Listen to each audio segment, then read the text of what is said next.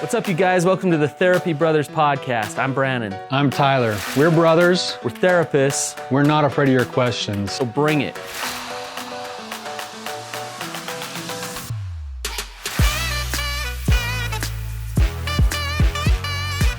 What's up, guys? Welcome to the Therapy Bros podcast. I am Brannon. I'm Tyler. My trusty co-host, Tyler. So, Tyler, before we dive in, we got some awesome reviews this week, and reviews just one, they just make my day. Two, they're good because they help share a message. So guys, thank you so much for giving us reviews. And let me read one here. It's from the Humble Warrior, which, by the way, I love his name. Love the name. Yeah. It says, man, it is good to hear my good friend and prior therapist Tyler Patrick on this show. And hearing his brother is okay, I guess. The principles discussed here help me tap into becoming the humble warrior, fighting for my wife and children's hearts, and grounding myself with the fundamentals of love, respect, and acceptance. It has reignited my passion to become a better man, husband, and father, and to connect with others and living a life of authenticity. I've shared this podcast with 5 or so people, and I will continue to do so as Tyler and Brannon share so many answers to tough questions that are on the minds of people around me, and challenge them on their own perspectives, in addition to the challenges on my perspectives that I inevitably get from listening to this podcast. Thank you for your good work. So actually, that's from Danny Boy 777. So Danny Boy, I'm glad you love Tyler. So You're the man, cool. Danny boy. Yeah. I was just thinking before we dive into the questions, Tyler, did you ever envision us sitting down on some podcast talking about therapy when we're adults and people's lives and relationships and all this stuff?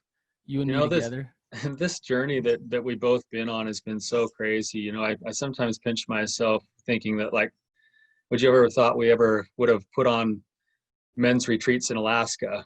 Yeah. And we've done that. And here we are sitting doing a podcast together. And it's such a treat because it brings back all of the memories for me of when we used to be on the lawn mowing crew together, where we just drive around in that old beat up van and sit and just joke around with each other. I was telling a story just yesterday that we did a big yard cleanup in our landscape crew, and we gave the guy the bill, and it was $1,200. And we had worked on his yard for like 5 we literally took a trailer full of dog crap out of that yard, and I felt guilty giving him a bill for $1,200. And that's after expenses and you and me sharing it, and I thought we were rich. Oh yeah, back in the day. We got $1,200 for the yard cleanup.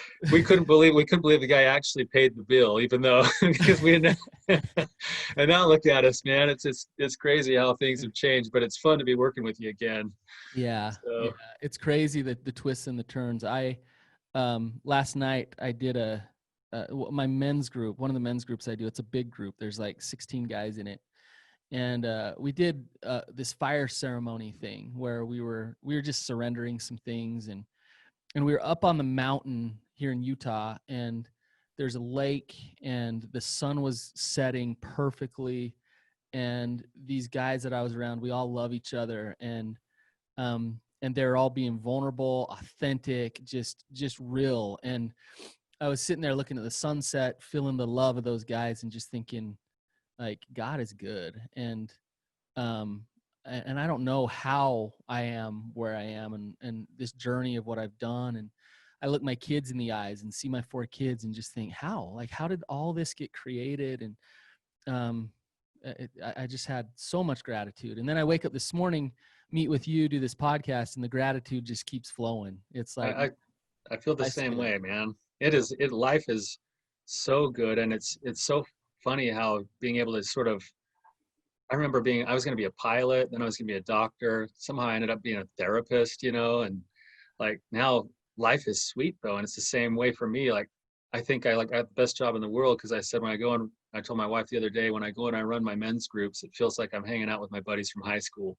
right. And Yeah. it's just like, it's like the best job in the world. I mean, one thing we are guilty of, both you and I, and is that, they teach you in school to kind of be hard-hearted and have boundaries to your clients, have empathy in the office, but once they leave the but the fact of the matter is I love the people that I work with. Me too. I do consider them friends, and I do have boundaries, but it's all about love. Love is what heals, and if you're going to be a therapist, you got to love. So, absolutely. All right, enough of this touchy feely stuff.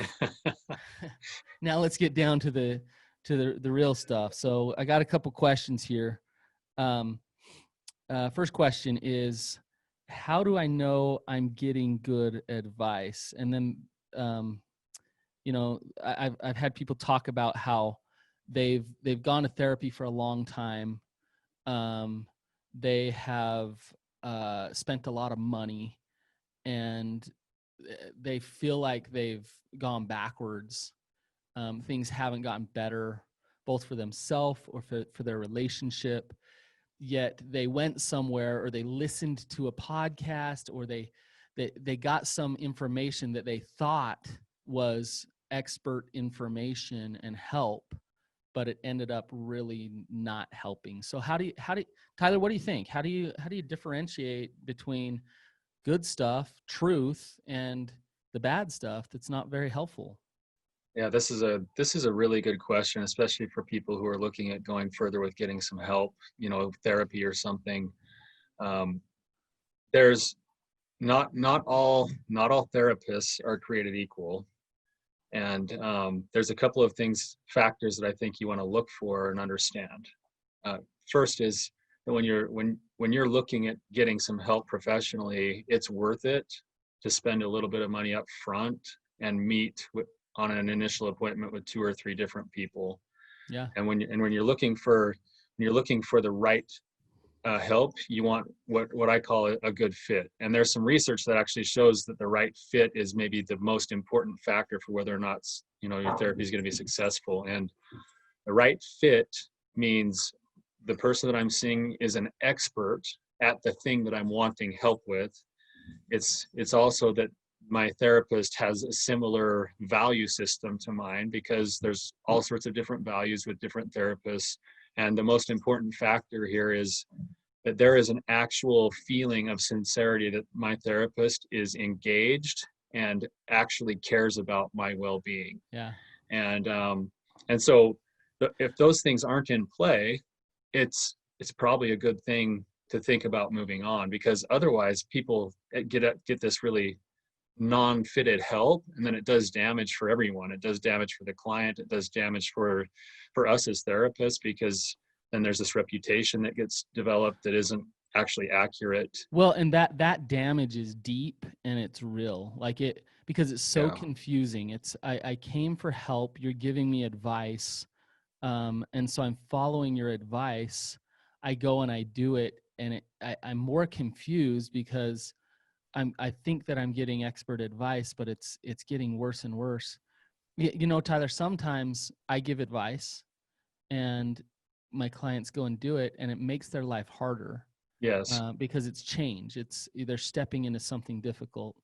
And so that's not what we're talking about. We're talking about as you work a process over time, it not getting better. You said something though earlier. I want to ask you. Make sure they're an expert. There's a lot of wolves in sheep's clothing, and there's a lot of people that can really present as experts and know how to validate your pains and validate your fears, so that you have rapport with them and trust with them, and then in the end they're actually not experts, or they're doing what they're doing for other reasons. They have an axe to grind, and or they want their own validation or something like that. So how do you differentiate that? How do you not get fooled? I've been fooled before by expert financial planners and attorneys and things like that. With a therapist, how do you not get fooled and actually know they're an expert? That's a really good question. I mean, obviously you want to ask certain questions about their level of training, their level of experience, and you're going to want to ask questions about their values and how they would approach your particular problem. For me, there's another piece that goes with this, and I think, you know, in the world that we live in, Brannon, it's like there's, and I don't mean to be overly critical, and I'm not naming any names, but there's this kind of, when we work with like sexual addiction and betrayal trauma, because that's what we do, there's a whole community that is involved in wanting to help, and I believe they genuinely want to help, but they're only half baked. They're really, really heavy on the validation and the empathy and the acceptance side of Which things. draws the clients in. Right, and that's necessary, and that's a really, really important factor. But I'm a big fan of dialectics, and the dialectic that you want your therapist to have is that they operate from a dialectic that they believe that everybody is doing the best they can with what they have to work with, and they need to do better. So the therapist can show up with empathy and understanding and care, and they're willing to say the hard things that are going to help facilitate change and growth and healing. And too many therapists are so worried about losing clientele that they won't do the push for change. Which hurts the client. It hurts the client in the long run, and it's the therapist watching out for themselves instead of, so many therapists are so, they're so like scarcity driven. They're so worried about losing clients. A really good therapist will be more than willing to lose the client if it's good for the client. If it's right for the client. No you question. know, I can't tell you how many times I've had people slam the door as they walk out of my office because I've had to speak the truth to them because I love them. Because they need to see something that they're not seeing. And you know, I don't always get it right. You know, I miss a lot too, but a good therapist can handle that and go, yeah, they may never come back. And I've actually had this happen where I've had someone leave, never come back, and like 3 or 4 years later, a new client comes in and I say, hey, how'd you hear about me? And they say, oh, so-and-so said you're awesome. Yep. I'm like, I've had it. Oh, really? Yep. they slammed the door the last time I came to my office. So I had one guy slam the door, and then open it up again, look at me, and slam it again in my face just to drive it home. And he's literally one of my biggest fans. Like he loves me. He's great. But he hated me that day. Well, that's because people want the truth. Like whether none of us like to hear it when we know that we've got some changes to make, but we all are craving the truth. And if you got a therapist who's willing to speak the truth and show empathy, then you've got a pretty solid connection there. Yeah. I think you bring up a point that's really important, which is, you know, when I walk in my doors here to do therapy, when I put my game face on, I am there for the client. I'm there to help them find peace. That's my mission. That's my goal. And if anything else gets in the way of that, then no matter my expertise, it's not helpful to the client. So if I'm trying to get validation from the client, if I'm trying to push certain agendas that I want, if I'm trying to squeeze as much money out of them as I possibly can get, I do know personally, I know a few people who they are bitter and they are angry and they have an axe to grind. And because of that bitterness and that anger, they've gone out and they've built platforms that are fairly large. Even throughout their platform, it getting bigger and bigger, you can see their hatred, you can see their anger, and then you can see the fruits of what they do. Relationships get chewed up and spit out. Women feel like, man, I'm validated, but I'm stuck. I'm not progressing. I'm not moving forward. Addicts feel like they don't have a leg to stand on, and they feel more and more shame because they're trying to do everything they can, but they're told that they're just horrible pieces of crap. And so like, I see that, it drives me crazy because I know the hearts of the people seeking help. They're humble. They want help. They want to go find it. And then that's what they get. And I believe it's unethical. It's not okay. And I really try to check myself. What are my motives?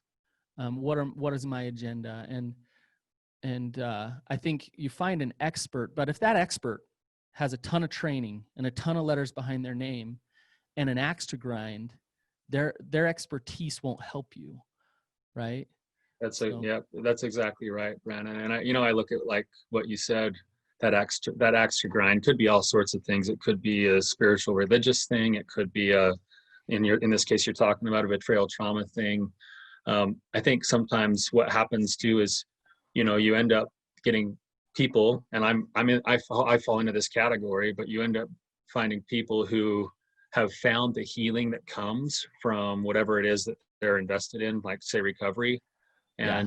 and then they go, oh, I want to help somebody else. And so of course it's the natural to transition, but sometimes that transition might happen a little bit too early. And so I look at like these other places.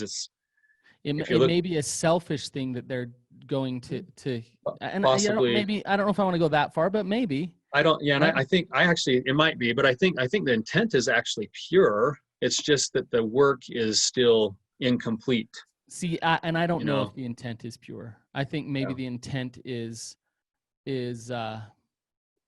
revenge and stuff like that. So with some of them, who knows? I mean, we're talking Yeah. broadly about a bunch of Yeah. people, right? Right. I'm sure there's a spectrum there. So, um, yeah. So how do you know you get good help? I think what you said, Tyler, is good. In the end, one of the most important things that the review I just read, this guy who just like loves Tyler, um, which, whatever. I'm just kidding. No, I joke with Tyler. I've done retreats with him and stuff. I think I brought this up before, but he has these like raving fans who, um, Tyler's been critical, and you haven't saved their marriage. You haven't gotten them in recovery, but you've been a critical piece in that. And there's real life, living, breathing examples of people who have been helped tremendously by you. That's the best indicator of somebody who can give good help, is that there's actual examples of it. And so um, that's a good place to look. Now, I got to warn you, if you find those people, you find those therapists or even life coaches or whatever it is, and they have a lot of examples of people that they've really helped, they're probably going to be expensive, and they're probably going to be hard to get in with. It's just a reality. Yep. And so you're probably going to have to be persistent to get the best help that you can get. I've always been a believer, Brannon, that for the longest time, I've never taken insurance at my practice because I felt like I wanted to spend my time developing myself as a therapist instead of chasing down dollars from insurance companies. And I've always found that even in my own life, when I'm looking for an expert, whether that's a personal trainer or somebody who I need to have coach me over something, it's always been worth it to pay for the best. Yeah. And yet it is hard. So that is one way that you've got a pretty potentially another factor to look at, is if this person you're trying to get in with is hard to get into, that's generally a pretty good thing. It's a good sign. They're high in demand because they're good. Mm-hmm. So, I remember when I was a young therapist and had no idea what I was doing. I still believe I provided good help, just because my practical use of self. I believe I'm naturally a good therapist, but I sucked as a therapist. I didn't know what I was doing. Everyone does. Yeah, but I had to go through that, Yeah. and I am eternally grateful to my clients in my first couple years that just had faith in me, trust in me, and let me fumble around a little bit. And they actually worked themselves into recovery and in spite of me. So I'm grateful for that. And I think you can find therapists who are young and raw, who can still help you tremendously. But they might fumble around a little bit, and they might get something wrong here or there. So The way that a young therapist will be helpful is if they have the heart for the work. And you can get a sense if your therapist has pure passion for what they do, it'll come through. when I hire Tyler, that's the only thing I look for. So That's they all can. that really matters. Yesterday, I interviewed 2 people. I interviewed a girl who is still has a year to go in her master's program, and I interviewed another therapist who has done private practice for 32 years. And I would hire the girl who has a year to go, and I actually believe she'd sustain clients better and help clients better, just because her heart was in that place of you could feel her heart. Her You can heart's feel there it. that, hey, I'm meant to be here as a therapist, and I'm working to help people. So, all right, should we go to the next question? Yeah, let's do it. Okay. We never heard this question before. I can't build trust with my wife. What should I do? Have you ever heard that one? That's a good question. I mean, it's definitely a common question, right? So Yeah. If we don't have answers to this one, Tyler, then we should be done being therapists. So. the thing about this question is just that everyone asks this question as if it's like a recipe, like give me the step-by-step, play-by-play plan. Do And this, then do that.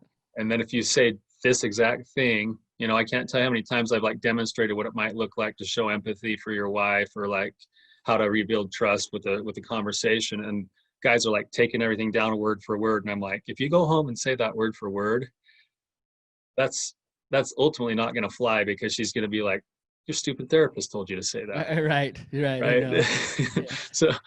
So I think, I've heard my clients say, "You're speaking Brannon to me. Stop it." yeah. Yeah. And you have to start somewhere. So yeah, of course you go home and you practice those things that you're being taught, because you have to. That's how we learn. But the key to rebuilding trust, there's I would say it's more principally based, and this actually goes deeper than even the principles I'm going to mention here. It goes actually into your masculinity.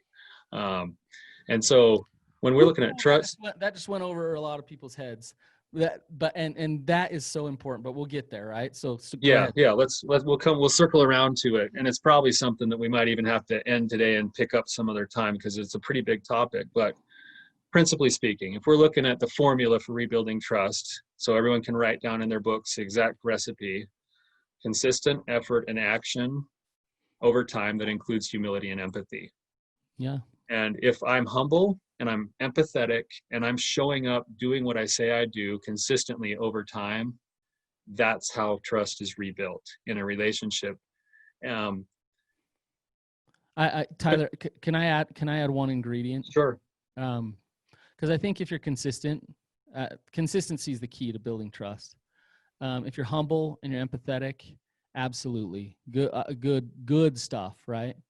But you can show up humble and empathetic and consistent, and in some ways still lack integrity. I think you got to show up. You got to have that integrity. You got to know who you are and be honest. I think that's what you bring up, Brannon, is exactly the segue into what I was saying about masculinity. Yes. When so many guys that I work with, they don't know who they are. They've lost touch with who they are. And so they try to show up performing their way into trust.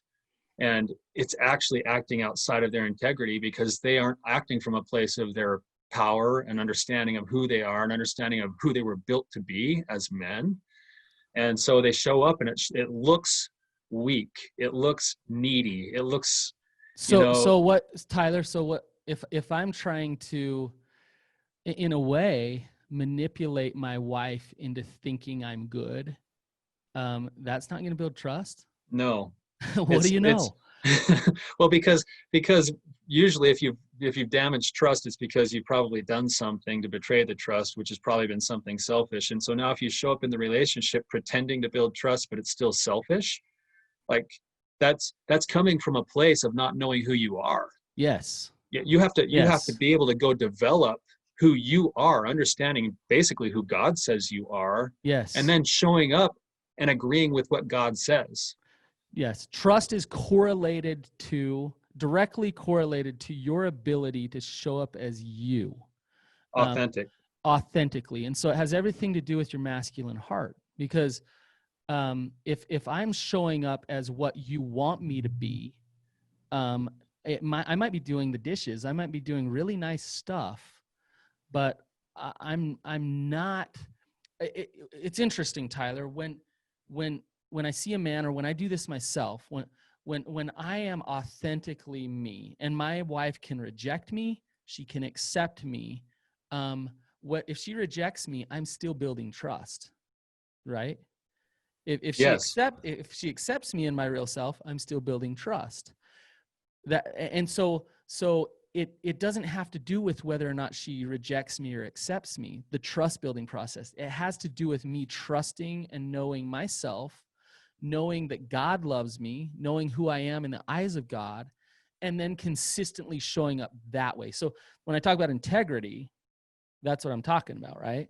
I'm talking about Yes. showing up as your true self. So Right. But that takes individual work to make sure that I'm doing the inside out work instead of trying to get the message that everything's okay from my wife. And this is where I think you see our relationships unravel after there's been some type of betrayal or something, especially with, like, it sounds like a man was probably asking this question, is that in some ways you've got to understand what your wife is looking for. She's right, looking for, she's number one looking to know that she's important and that she matters and that she's a priority and that she's cherished. And then she's looking for a feeling of stability. She's looking for a force that you can provide if you're operating from your own masculinity, that right. brings off this feeling of safety, this feeling of like security, this feeling of like a safe place to land. And if you're not in touch with who you are, you can't be the safe space to land. So Tyler, I was talking to a guy last night, and he was saying, my wife doesn't want to have sex with me, and and he's saying, and I don't know why. I don't know why she doesn't want to have sex with me. And I said, well, have you tried loving your wife? And he's like, oh, I know what love is. He said, when I have sex, when she has sex with me, I feel loved. and so Right. he says that to me. And now what's wrong with that? What's the issue there? Well, it's selfish, Yeah. it's basically I'm going into the relationship to take instead of to give. What do you know? She's not jumping his bones. Yeah, like, Shocker, wow. shocker, right? Yeah. Yeah. Um, in fact, she's doing everything she can in that relationship to distance herself from him intimately, because she feels consumed and used by him. And it goes deeper than him just getting off. It has to do with his masculinity. It has to do with, first and foremost, him knowing who he is as a man, that he doesn't need his wife's validation in order to be man enough. And and and that's what when Tyler talks about masculinity is what ultimately builds trust. That's what we're talking about. What ultimately builds trust is a man is steady. A woman is the wind, and a woman creates, and the femininity does that. A man is the roots and the tree.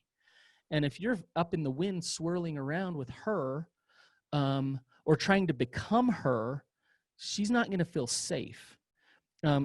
Polarity between the masculine and the feminine is ultimately what creates trust in an intimate relationship. So if you meet her femininity with femininity, that's problematic. If you meet her femininity with weakness and not knowing who you are, here's another example. I got a question this week that was, it was from a woman, and she said, my husband wants Marco Polo on his phone. Should I put Marco Polo on his phone or not? That was the question. And she wanted an answer from me of like, yes or no, you should put Marco Polo on his phone. And that's not where I went with it. I just said, whoa. Like, whoa, that guy, your husband, will never create trust with you this way. Because where is he? It's his phone. Who is Right. he? Like, who does he know himself? Why isn't he choosing to put Marco Polo on his phone or not? Do you see the difference there? Oh Um, yeah. I hope the listeners can hear the difference there. That yeah, he's not showing up in his strength at all. And when as we're talking about this word strength, Brandon, I want to make sure that we distinguish this, because there's going to be a few guys listening to this right now that are going to go back to their old coercive, dominating ways and say, that I'm just showing up in my strength. that's not strength. That's not actual strength. The strength is the knowledge of who I am as I receive it from a higher place. And this is the dialectic here, is that your wife wants to be cherished. She wants to be a priority. And if you make it your priority to make her happy all the time, you're never going to show up in the right strength. So you have to get your answers of validation from a truer, bigger source, so that you can show up for your spouse Yeah.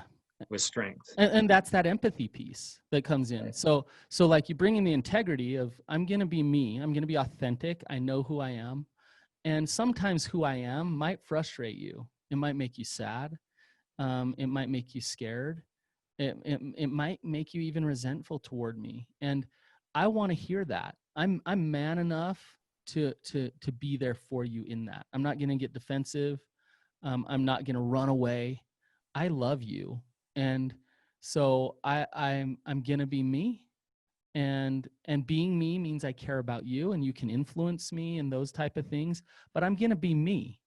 And I'm also going to hear you, and I care about your heart, and I'm not going to treat you like you're crazy or stupid. And that's what the strength is. Strength is not screw you, I know who I am, butt out of my life, never control me because I'm tough. That's not strength, that's defensiveness. And on the flip side, strength is not, bowing your head down and, putting the leash on and getting drug all over the place. Strength, yeah. Strength is the true definition of humility, and humility is that I agree with everything that God says about me, both negative and positive. So now I can show up knowing who I am, and knowing that when I get a criticism from my wife that's true, I can say, "You're right. I got to work on that." Right. And also showing up knowing that I'm a force for good, and that I'm a work in progress, and that I have specific things, talents, gifts that God has given me, and I have to agree with him that I've got to show up and demonstrate those things. Yeah. This is good stuff, Tyler. Well, I mean, this is one of our topics, right? So Yeah, one of my favorites. We'll talk about this in depth over and over. We just scratched the surface today, just barely scratched the surface. So I just believe, I believe in feminine power, and I believe in masculine power, and in our society, it's being attacked. Both sides are. There's vicious attacks going after both, and it's really confusing. It's confusing to know what we should be and how we should act, and yet when I see a relationship, and by the way, homosexual, heterosexual relationships, masculinity and femininity is a good thing, right? Do you see what I'm saying? It's not. We're not saying men are good and they should all be like this masculine hard guy. That's not what we're saying. No, not at all. But the polarity between the masculine and the feminine, when it comes together and when intimacy comes together, it is incredible how that just expounds and empowers people and couples to create and to do amazing things in this life and in this world. And so this question, how can I build trust with my wife? We took that pretty far, Tyler. Yeah, we probably went a little deeper than maybe it was being asked. Yeah. But let's wrap it up, Tyler. So okay. If you guys found any of this helpful, like we always say, please share it. We're getting more and more audience members, and it's growing, and so we want it to keep growing. So please share it, and we just appreciate all your guys' support, and have a great day. So thanks, guys.